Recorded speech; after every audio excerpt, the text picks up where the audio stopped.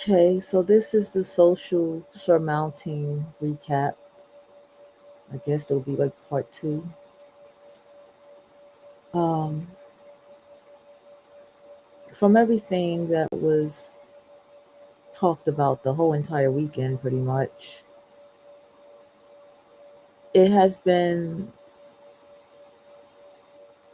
it has been very like relieving to talk about these things. It has been very relieving to realize the mistakes I have made in my life with people, and also to realize the the psychology of my own life and why I carried on these type of patterns of behavior with people, not knowing how to vet people properly, uh, trying to keep the peace because I'm in a work environment, don't want to lose my job, not realizing that I do have the power. Like, if you don't want to talk to somebody, you don't have to talk to somebody. And this is what Gen Z is about. And this is what Gen X and boomers don't like about Gen Z and millennials is we're the type of people, like, we don't want to be bothered. We go to work when we work. We don't want to be bothered. We don't have to be subjected or forced to be in a space with somebody that we don't want to be. And if someone is inappropriate with how they talk to us, we can take that shit to HR. All right, because the Gen X and boomers don't understand consequences for how you treat people. And so that is what I see. um I have also noticed that, my social awkwardness wasn't necessarily social awkwardness. It's just that the people around me, I was only navigating from how the people around me navigated. And I also realized that, I have been abused for my beauty. I have been very um, traumatized from my beauty, you know? And from having that type of trauma is a very different, I mean, all trauma is trauma, right? But that kind of trauma can make you self sabotage. It will make you afraid to be successful. um, that type of trauma can make you even not believe that you can have something that you very much can have, and make you feel guilty for having pretty privilege and all these type of things. The number one key to why I was talking about these things is because I want to tell my story so other people can hear these stories and know that they're not alone. And so as time is going on, I'm starting to realize that I am being uh, far more open than I have ever been before about my experience with people, my experience in relationships, my experience with just in general in life, and why I experienced what I experienced. And I was like, I listen to whatever people have to say and I take it as a grain of salt, and I take what I can take. And some things I can take in a little bit more than what others say, right? But at the same time, I realize it's because I'm pretty. A lot of my personal experiences, a lot of my disrespect and all of these things, jealousy, it's because I'm a pretty woman. And it's not so much of just being pretty, it's it's other things on top of it. You know, you there is it bothers people. Like, this is how anti-intelligent America is. I'm being for real. And it depends on what parts of America that you're in, okay? I'll make that very clear, right? America is so anti-intelligent that people feel some type of way about people who choose to learn on their own. America's so anti-intelligent. No one is really, like I said, depends on where you are. No one is really uh, knowing how to just spark an intellectual conversation or bring intelligence into our spiritual intelligence into a conversation. There are people that will freeze. I've experienced where people have frozen when I've spoken up or they heard me speak. And I'm just like, huh? I didn't say nothing too special, you know? I also understand that with social surmounting, it is about beauty. It is about knowing how to talk to people, you know? It is knowing how to work a room when you walk into that room. You see what I'm saying? And so when I also looked at the aspect of the what y'all call destiny swapping, and y'all went into detail of that with people and stuff, I before I knew what the word is, before I knew what that word or term was, I already was aware of that shit. I was aware of shit like that on a small scale. I didn't know that's what I was experiencing with people. See what I'm saying? I it's it's one thing to be a celebrity, right? Because with the celebrity lifestyle, well, no, you can't say that because Haley Bieber did it to Selena. Here's the thing. Well, no, technically, Haley Bieber already had a celebrity lifestyle because she comes from a wealthy family.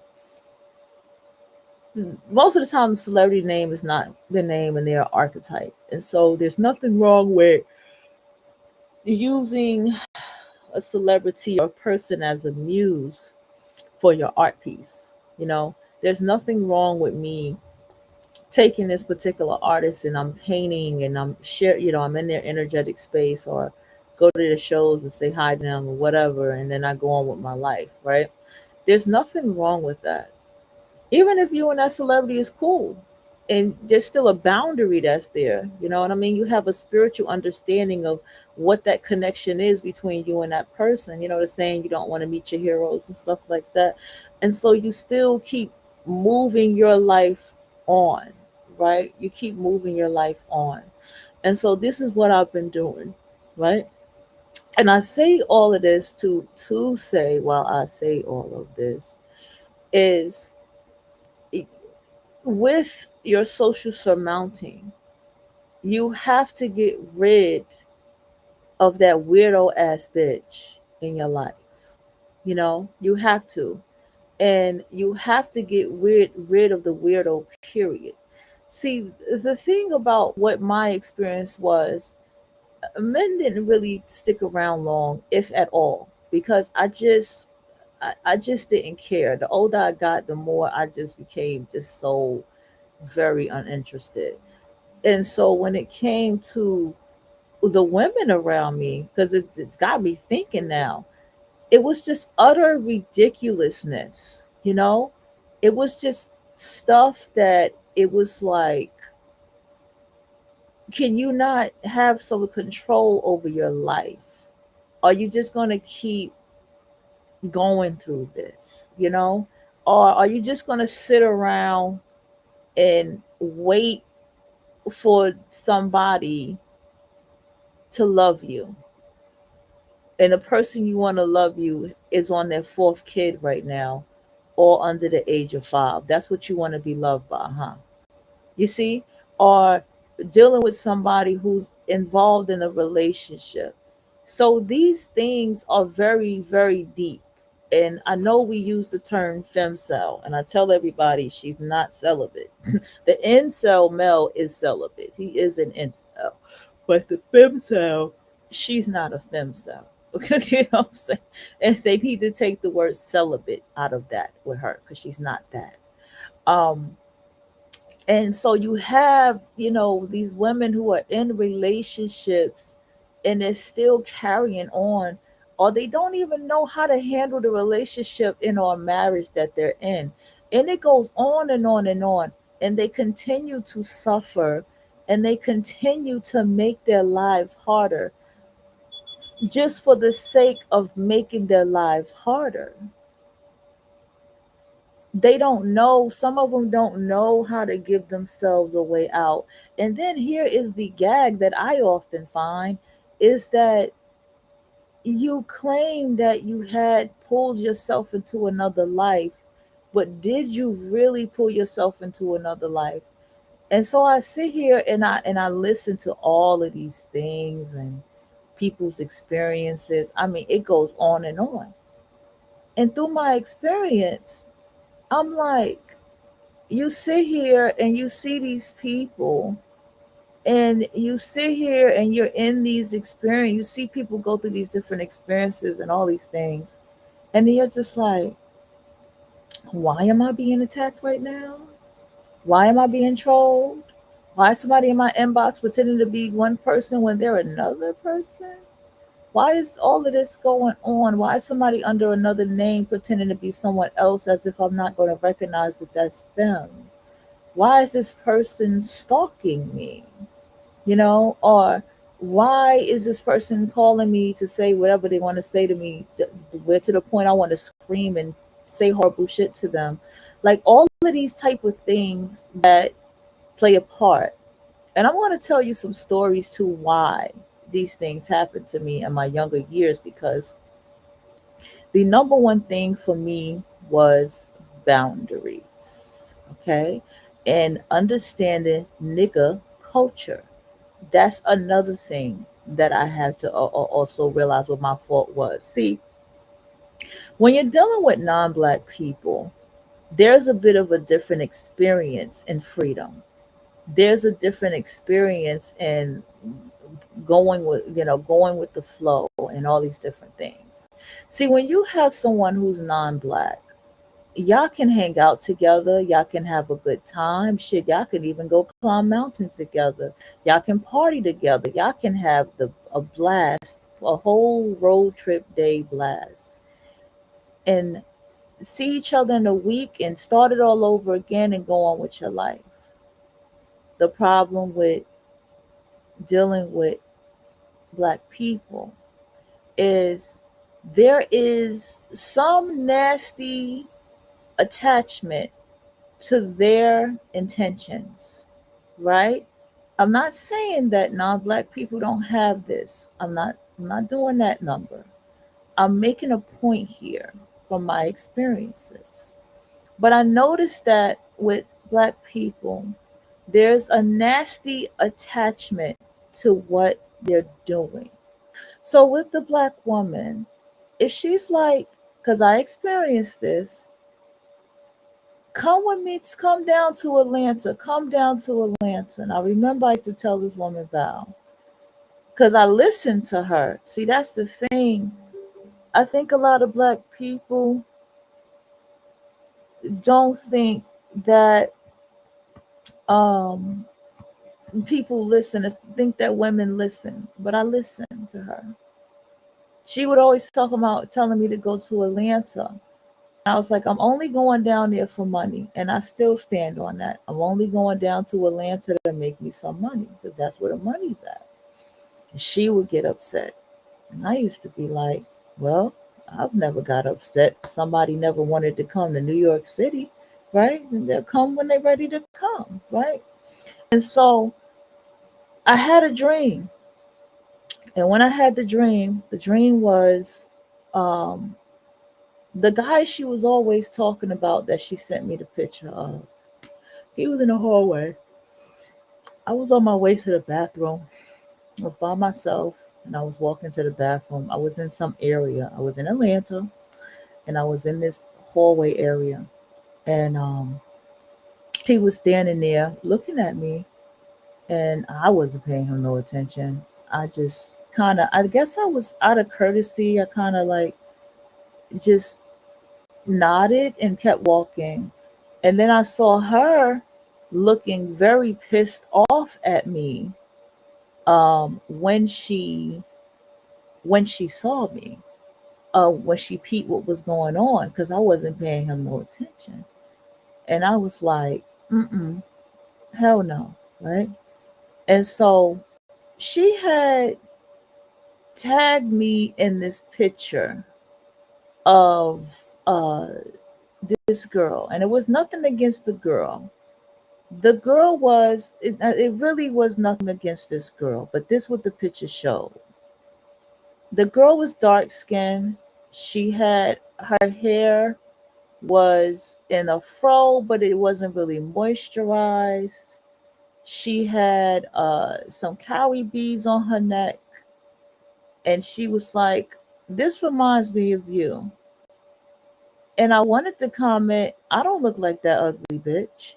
But I didn't, out of respect that this was someone else's page. It wasn't just like a picture of a random girl somewhere in another country. You feel me? So I didn't comment. And then it all came to me about that dream. She's going to be pissed off when she sees how beautiful I am. See, my spirit will feel things like this with people. And unfortunately, I was so traumatized for my beauty, I didn't even feel comfortable feeling that. Even if I felt that way, something me didn't feel comfortable feeling that way. Because remember, I was always caught up with material things. I admit that aloud. And so I'm saying all this to say these are the type of attachments that come with Black women. Okay. And so these type of behaviors, number one, are distractive. Number two, comes off very socially retarded because she is. She's socially retarded. Um, what has to happen now is I always wondered why women who end up learning about male and male's nature eventually start paying attention to women a little bit more and the nature of women, right? And eventually I think there is a book called Female Nature as I think about it. And eventually she will start dragging and going in on the women. And I've also noticed that there are men who will drag women, have so much to say about women, and eventually start dragging the motherfucking men. And the reason why is because it's our own species. It's my own species. And I mean, I think the male species is not hard to figure out at this time in my life. And I also noticed that I only deal with the male species. I haven't been dealing with them really, but I only deal with them at the level of business. And so now I'm learning how to put my foot down and deal with them at a business level, right? And that opened the door for me with the guy who hit me up on Facebook, and I was like, damn, I realized how passionate I am about scripts, and I need to start thinking about how my services will be charged out. You see what I'm saying? For script writing, co-writing, stuff like that, right? But I appreciate that even the universe gave me that experience to have it, and it is what it is, right? But other than that, I understand why women begin to get deeper into women's behavior. Now, let's get back. What I find with Black people is that they don't have good intentions, even when they seem to have good intentions. And with Black women, she doesn't have them at all, right? So let's get back to this person, Val, that I'm talking about. You're a screenwriter. You graduated from one of the best screenwriting schools, which is in LA. Not only did you graduate from there, you have opportunities. I want y'all to hear me very closely. You had opportunities to write on shows in Atlanta.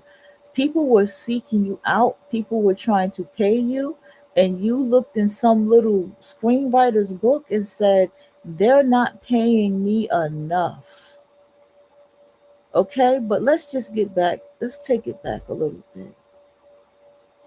Not only that, someone is saying, I'm only coming down to Atlanta to make money.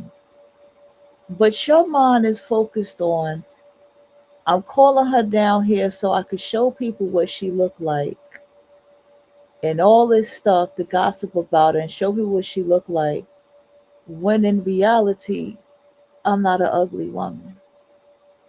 So you're going to be mad when you see how beautiful I am. Because I would tell you, anybody who ever meets me tell me your pictures don't do you no justice. They say your pictures don't do you no justice. Everyone tells me I look way better in person than online. Okay? My current relationship, she's like, yeah, you look way better in person than you do online. I get that a lot, but I know that about myself. I don't try to look too good online any damn way. And why? Because of trauma, trauma over my beauty. Now, let's keep it moving. You have these these black women who, you have to understand about something with a beautiful woman. And this goes to the light-skinned woman with the light eyes that was an older woman that everybody has been dragging. But she's a beautiful woman, and you can tell that she had like a Vanessa Williams, a lighter skinned Vanessa Williams type of beauty to her, right? Whatever part of town or wherever she lives, she's definitely a beautiful woman, right? I have to understand about the depths of beauty, right? There's an energy of a beautiful woman that she's beautiful, but that's it. She's just beautiful. But there's essence of a beautiful woman where she's talented, where she's smart, where she's well-rounded. She has a personality. She has all type of things on top of layers to what her beauty is. And you can tell, yes, she's beautiful. She knows she's beautiful, but she's beyond just this beauty. Okay? There's levels to beauty, right? We see women who put on tight jeans and like their ass poke out and their titties sit up. We see women who wear their lashes and they're pretty women, but that's it. When they talk, you're not gonna get nothing from them. You're not gonna learn nothing from them. But when you're dealing with a beautiful woman who has wisdom, who has sense, who has awareness, who has self regulation, emotional maturity, and all these different things, self reflection, all of these layers. And she's a high priestess. She's an empress on that throne speaking to you. She's judgment speaking to you. That's a different type of energy. And see, the thing about women who have that type of energy, right? Because they're called kingmakers, where I got the I where I came to the name Queen Maker. That's how I came to that name. There is things tossed at her feet. I called myself the Queen Maker because of my daughter. Yeah, because of my daughter, because of what I'm doing for her, and what I hope my girl grandchildren end up becoming as life goes on in my legacy. That's why I called myself the Queen Maker, because it was a woman told me I was a king maker. And I'm that too, because I have sons, you see? So that's how the story began. Now, let's get back to Val. So, or just black women in general. The thing is, there's so much, and it's interesting because Lena has also spoke about this. There's some things that black people are doing that black people need to start coming to the table about with each other and stop kind of tiptoeing around it. I agree with her. And this is the thing with black women that I see, and I'm going to point at black women, even though I've talked to all kinds of women, all and dated different women as well. What I realize with the black woman is the number one thing is her aura and her appearance. She don't want to touch on that. That's the very first thing about her is her aura and her appearance and her voice. Another thing about the black woman is that The black woman has no sense of self. She has none whatsoever. This is why Kevin Samuels came to the forefront, dragging them the way that he did. The black woman has sat back, and I will say this, because the Caribbean black woman is not too excused from this. I know Caribbeans like to think they are, but Caribbean life, you're not too excused from this, because we all know in the island life that there's super separatism and colorism and all that stuff going on there between the black Caribbean and the white Caribbean and the Indian Caribbean, not the white, but the Indian Caribbean, right? The Asian Caribbean. I never even seen that level of separatism. The Asians seem to have a little more harmony until I got on TikTok. I was like, oops, I didn't know the Asians was like that. Okay. The Indians, but not the Chinese, because it's mainly Chinese. That's what's over there. Okay. So the black woman has caused a shitstorm on herself. Now let's get to Val. You have to ask yourself, why? Why is a black woman this successful getting punched in the face by a man? Why is a black woman this successful experiencing such turmoil in her relationships? Why? Because she's too busy looking outside herself. She was too busy looking at a beautiful woman trying to have a life as her, trying to destroy her life, trying to ruin everything in her life. Now I'm going to get back to the story of Christian and Val. Now, technically, to me, both of them are fucking pick me's, right? Both of them are. Uh, Christian's a very beautiful woman. Don't get me wrong, but there's still male validation going on there, um, between the two, between with her. And see, this is how this type of woman is able to go into the life of a woman like this because of the hang up of a mother who has died when she was younger. So there's a wound that she's carrying with herself. You see what I'm saying? And being raised by her father and all these things, right? And so the thing with Val was she really compared her life to Christian. And let me tell you how I began to put things together. Christian ended up coming to me. This was in her Saturn return. And this is when they first, I remember them. Remember for when they met them in Philly. I remember for when, that's how I met all of them, through damn Twitter. See that, see young shit. I met them through Twitter. And I was like, I'll take a trip to Philly. I'm cool, you know. And so I went out there and had a good time as well. And they were respectful and stuff.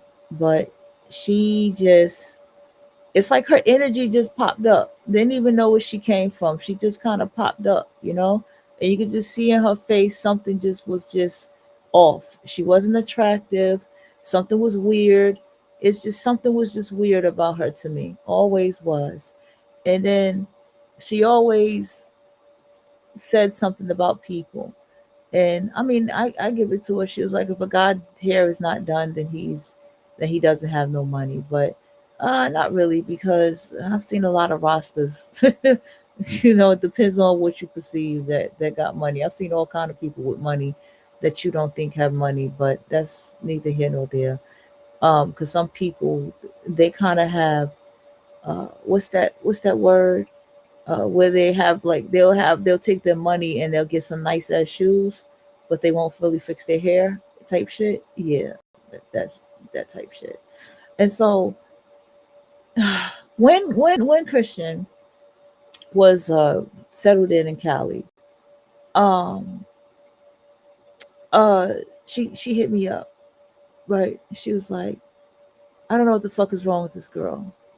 You know, you're sitting here, you fucking this dude.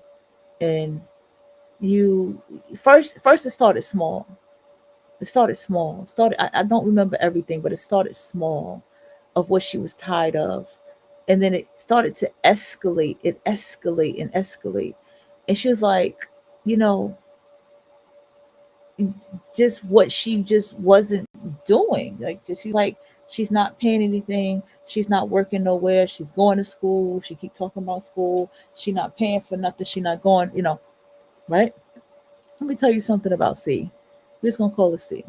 C told me she always wanted to live in California. She always wanted to live in LA since she was in middle school. She always wanted to be there. She always wanted to be a chef. So she had dreams and ambitions and admirations, you see. She had goals and like when she came to California, she came with a plan. You see what I'm saying? She came with something, right? And I remember she worked at some place called the Grove, and I think like it was a store, a clothes store, and I think like a bunch of different celebrities went there and shit like that. And she took a picture with like a lot of heavy hitters, a lot of classical people from back in those times. Like, hold on,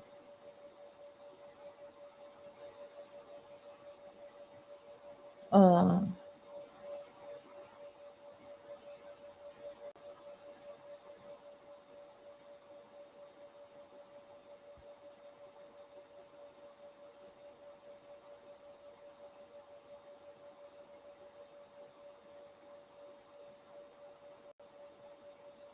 I cannot, I can't do it. I really can't. Hold on, y'all. I'm reading the text message. And so she had was what's that lady name? Alfred. Y'all know who I'm talking about. That black woman, the older black woman. It's so crazy because she looks like her mother, right? And I saw that this celebrity she took a picture with looked like her mother, and I knew what was going on.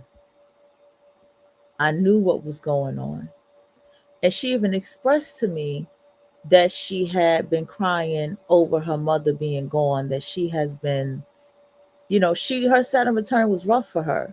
Okay, for those who don't know, Saturn return happens when you're 28 to 30. Some people 27 to 31. Some people 28 to 31. Okay, depending on what your aspect is. People who had Saturn in Libra had about 3 years, 3.5 years Saturn. And people who got Saturn in Pisces, y'all are gonna have 3.5 years as well, just like Saturn and Libra people did, ironically. And so with that, she said she was crying over her mother a lot around that time. She said she didn't know why. She's understood her mother's death, that it happened when she was young, but at that point in her life, she just found herself crying and crying more over her mother's death. Right? Now, remind you, the Val chick is still around, okay? Then one day she texts me, right? Mind you, all this stuff I'm telling you, don't worry, I'm gonna get the other side of it. So she texts me and she goes, I don't understand this, girl. You're with this guy. Why don't you ask this guy to take you home? Why don't you ask this guy to why are you calling me walking outside in the rain with no shoes on? And you're going through what is going on? Why don't you call a guy that you've been talking to come pick you up and all this type of shit? And eventually me and her chit chatted, and she didn't have her Jeep no more. This is the same Jeep that I was in when I saw her. She didn't have her Jeep no more. Okay. Barely was about to have her apartment anymore, or barely keep her job. So eventually Val got punched in the face and she went off to Atlanta. Okay. I know some of y'all in the background is gleeing about that, right? And you're not wrong for that. You're not. So somehow me and Val at the time had been talking. So I have a way of talking to people, and all of Val's side began to come out. And Val said, and the reason why, I want you to understand why, if you want to know why it happened, that C ended up talking to me about this, it's because Val was talking to me about C. Do you get what I'm saying? I knew everything about C, about what was going on with C. You see what I'm saying? Because I thought that, in my mind, I'm thinking she just feels it's okay to talk to me because we met, right? To talk to me about her.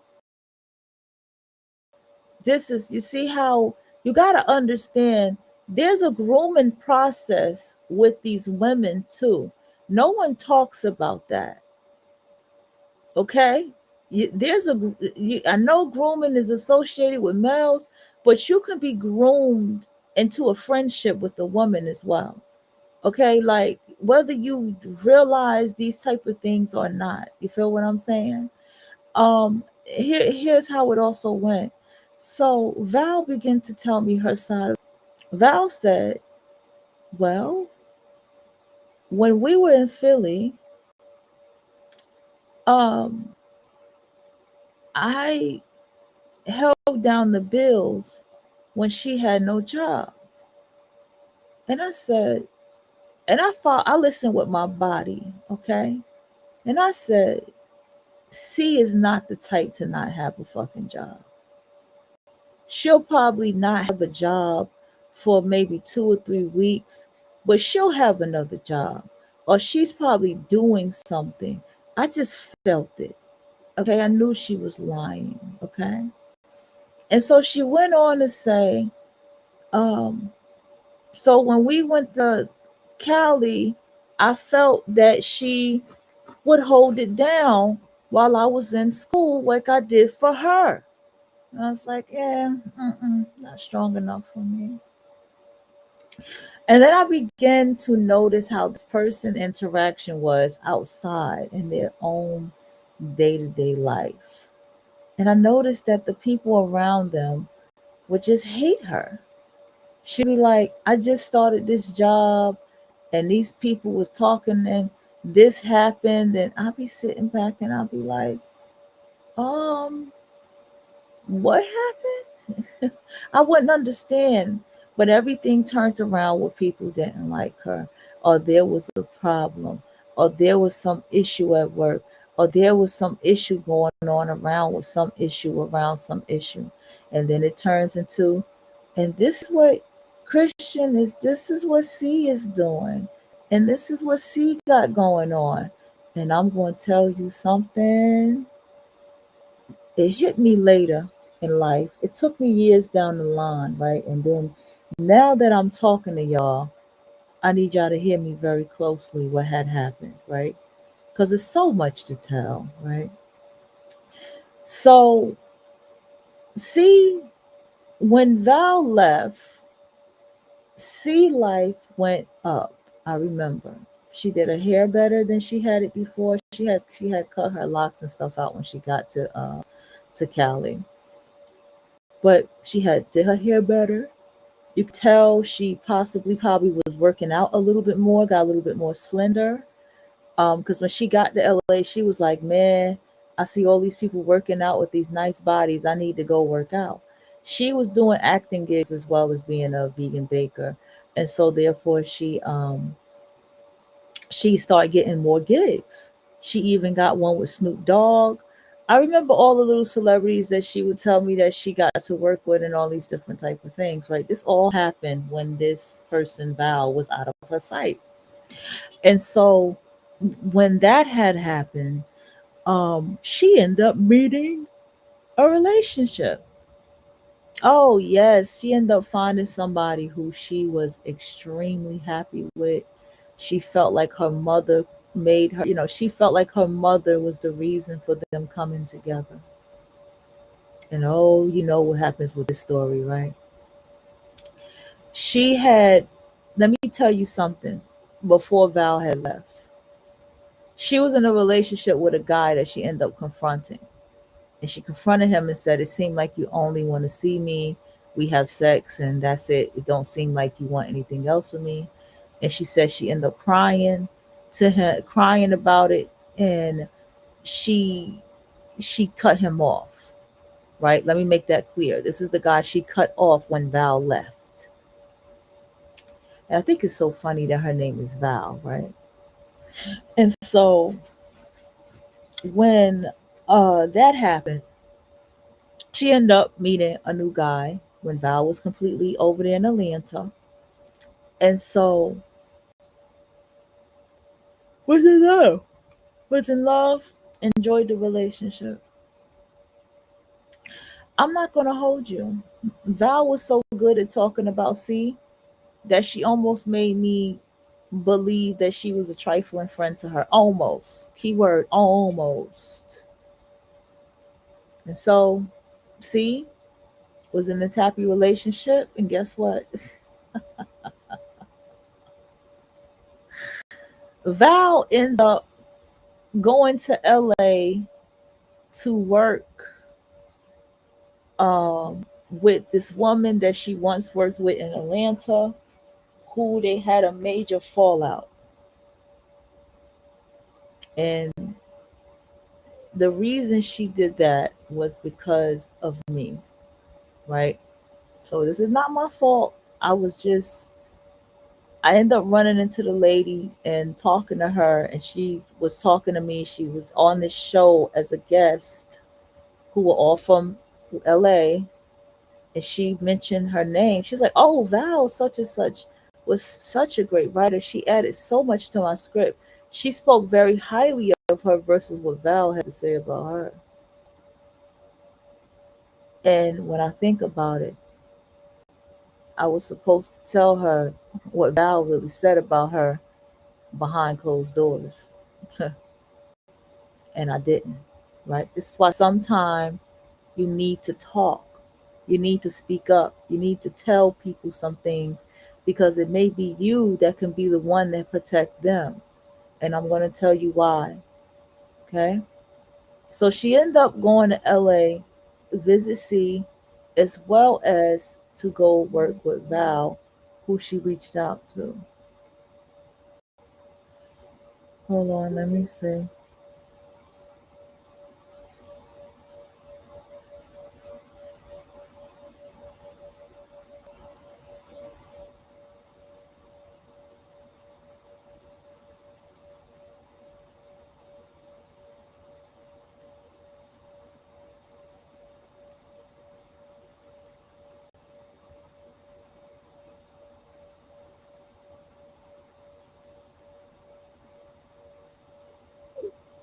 Okay. So she goes over there. Val goes over there.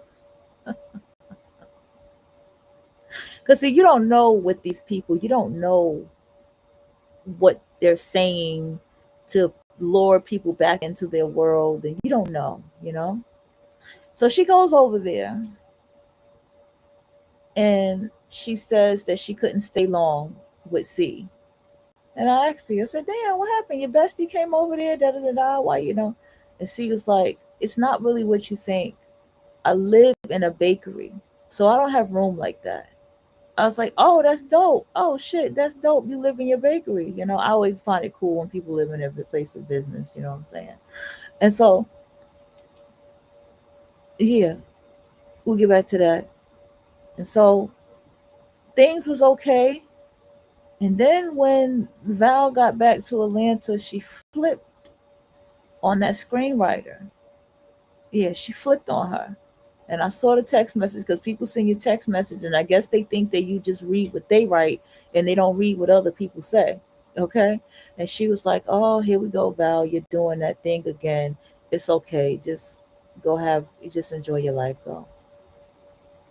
Okay. Once again, blowing another fucking opportunity in her life. But it gets worse. That relationship that C was in, not too long after Val took flight back to Atlanta, I'm going to tell you two things that motherfucking happened. C relationship flipped because he decided to come up to her and say he wanted polygamy. He wanted a polygamous relationship. And she was like, hell nah. And so that ended their relationship. And so being that ended their relationship because he wanted polygamy, you know,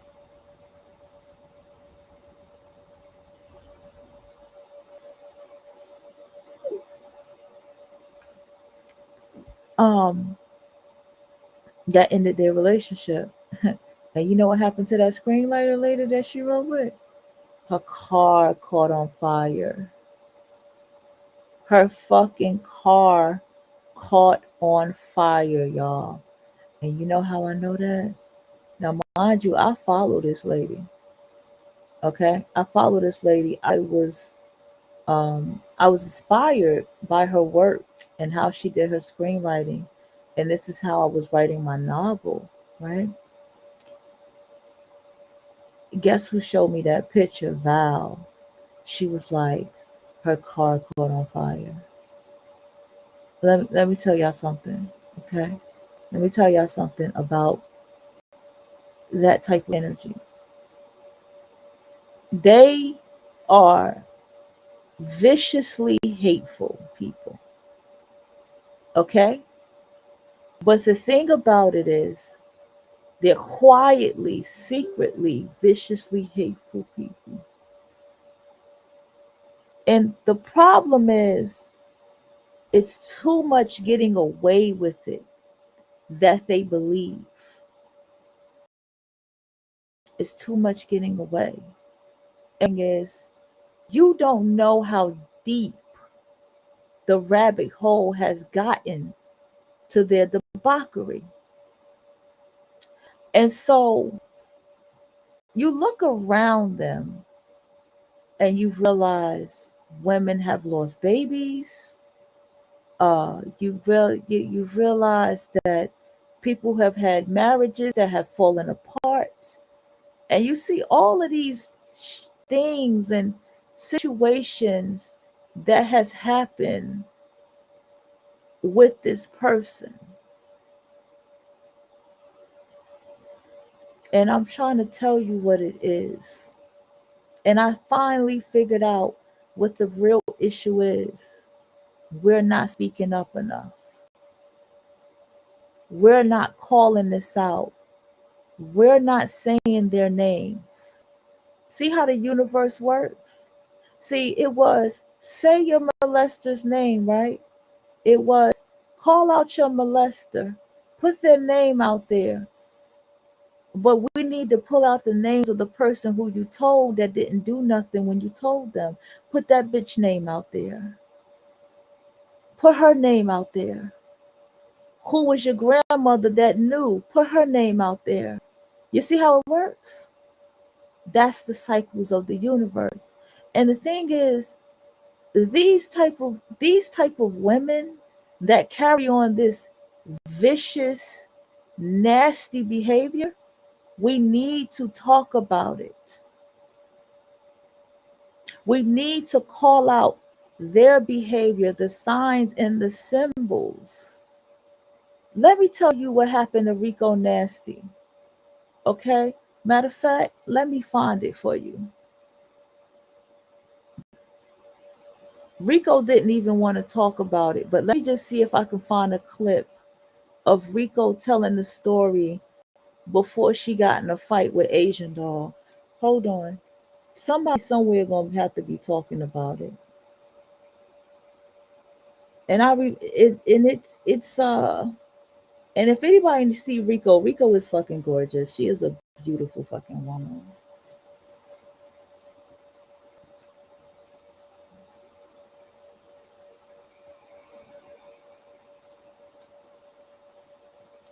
Hold on.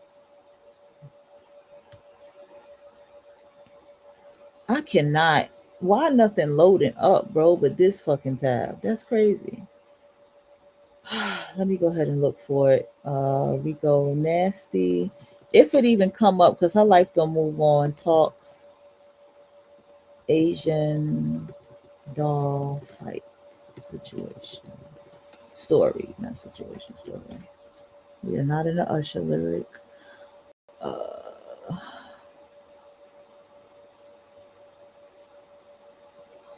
okay, I found it. I want y'all to hear Rico, and I want you to hear Asian Doll. And then I got a story to tell you. I'm going to teach you how to pay attention to the signs and symbols in your face. So we at 50 minutes. I'm going to go ahead and shut this down, and I'm going to come back and start this show over with the topic of paying attention to the fake friend, the spiritual messages around you with the fake friend. That's what we're going to title it. I'll be back.